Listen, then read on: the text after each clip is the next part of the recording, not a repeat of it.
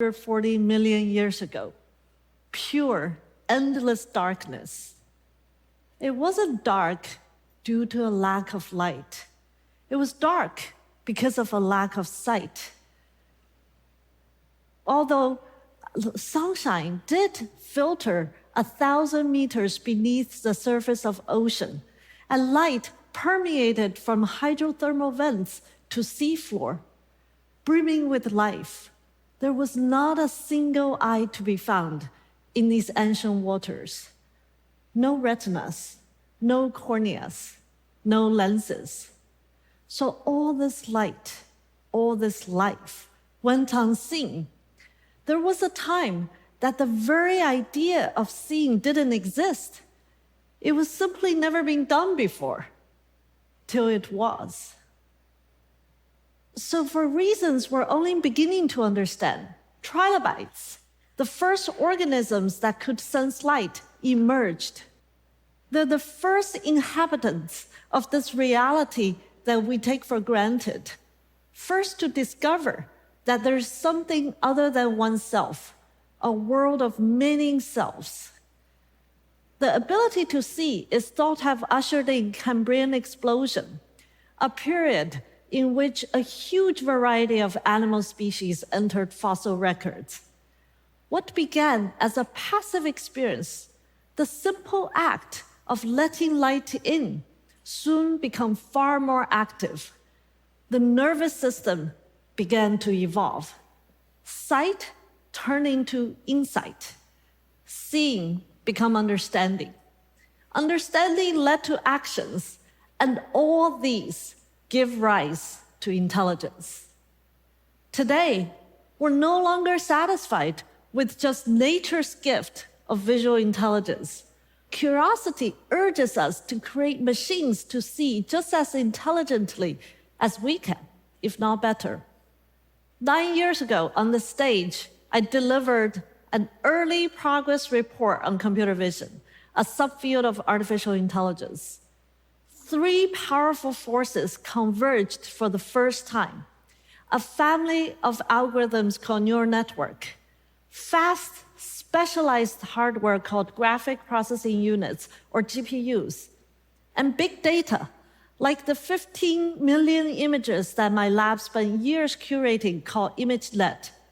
Together, they ushered in the age of modern AI. We've come a long way. Back then, just putting labels on images were a big breakthrough. But the speed and accuracy of these algorithms just improved rapidly.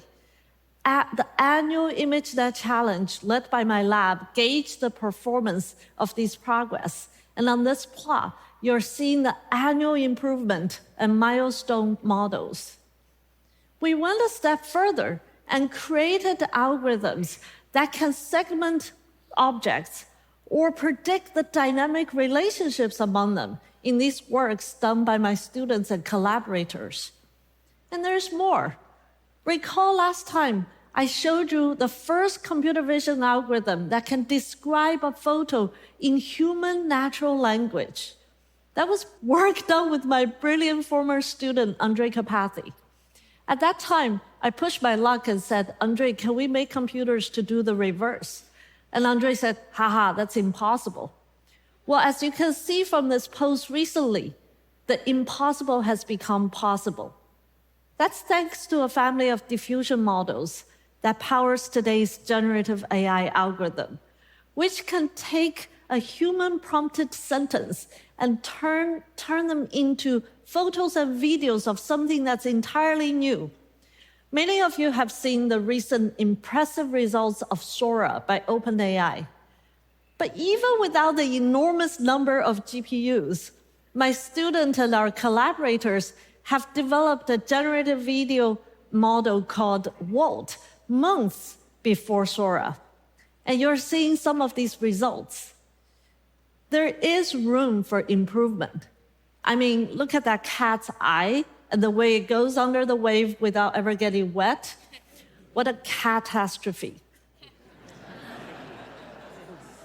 And if past is the prologue, we will learn from these mistakes and create a future we imagine. And in this future, we want AI to do everything it can for us or to help us. For years, I have been saying that taking a picture is not the same as seeing and understanding. Today, I would like to add to that. Simply seeing is not enough. Seeing is for doing and learning. When we act upon this world in 3D space and time, we learn and learn to see and do better. Nature has created this virtuous cycle of seeing and doing, powered by spatial intelligence.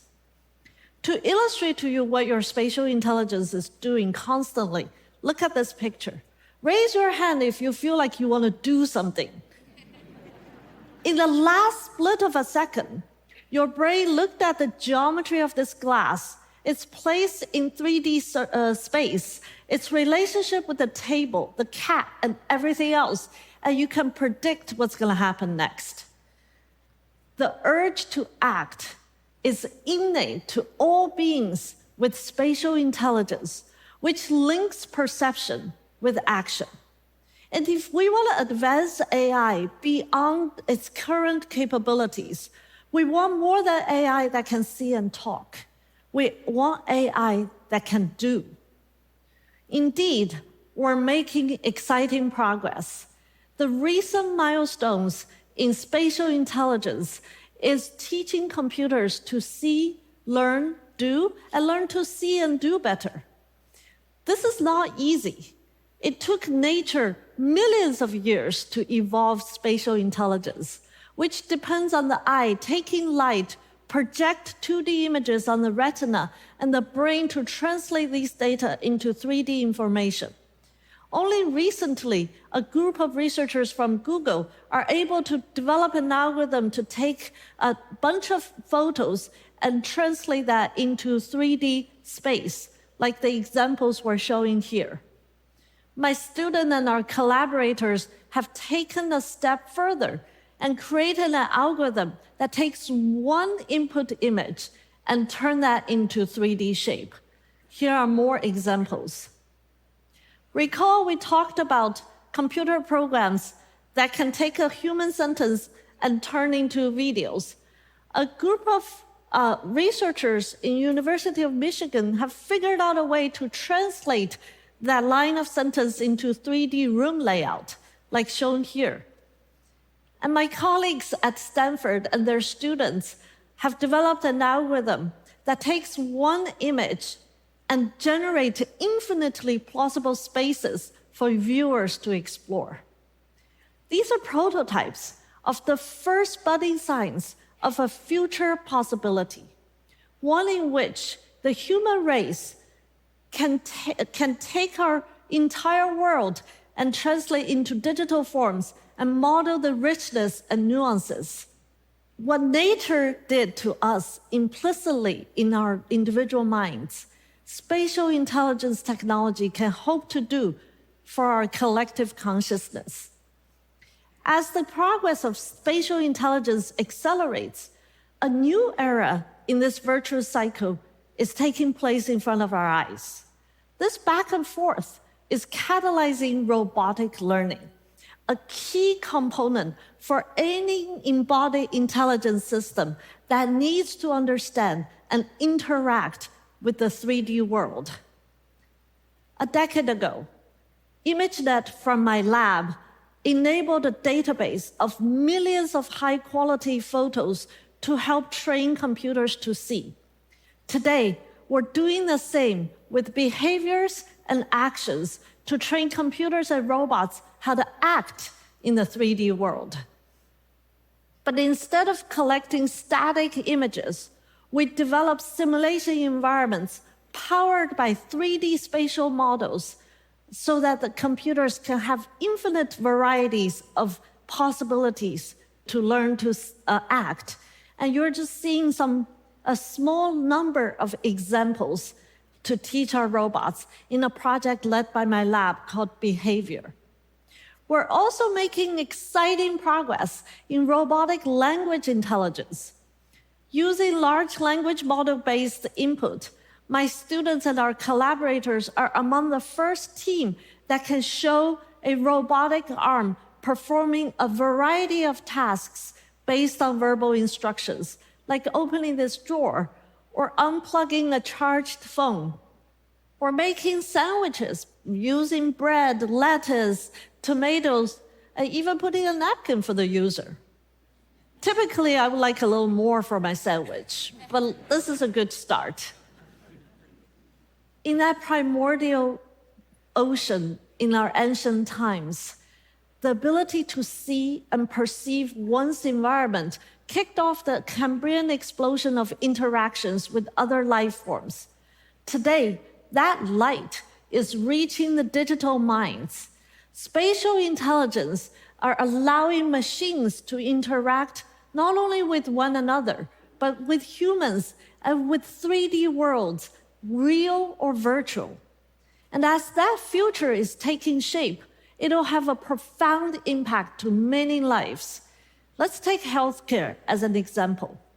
For the past decade, my lab has been taking some of the first steps in applying AI to tackle challenges that impact patient outcome and medical staff burnout. Together with our collaborators from Stanford School of Medicine and partnering hospitals, we're piloting smart sensors that can detect clinicians going into patient rooms without properly washing their hands, or keep track of surgical instruments, or alert care teams when a patient is at physical risk, such as falling.